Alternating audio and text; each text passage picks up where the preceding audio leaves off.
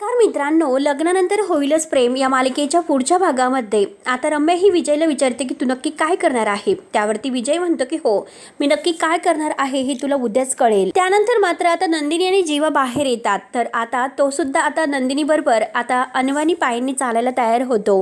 त्यावरती नंदिनी विचारते की अहो जीवा, तुमचे शूज कुठे आहेत। त्यावरती आता जीवा म्हणतो की माझ्या होणाऱ्या बाळाची आई आता त्याला या जगातून त्या जगामध्ये आणण्यासाठी इतके सर्व काही प्रयत्न करत आहे, मग तिच्यासाठी मी आता इतकं सर्व काही करायला तयार नाही का। म्हणून तो आता अनवाणी पायाने अगदी नंदिनीच्या हातामध्ये हात देतो आणि दोघेही आता एकमेकांच्या मिठीतून चालत असतात। आणि आता मात्र मी एक बाप म्हणून त्याच्यासाठी इतकं सर्व करू शकत नाही का। त्यानंतर मात्र आता दोघेही खुश होऊन जातात।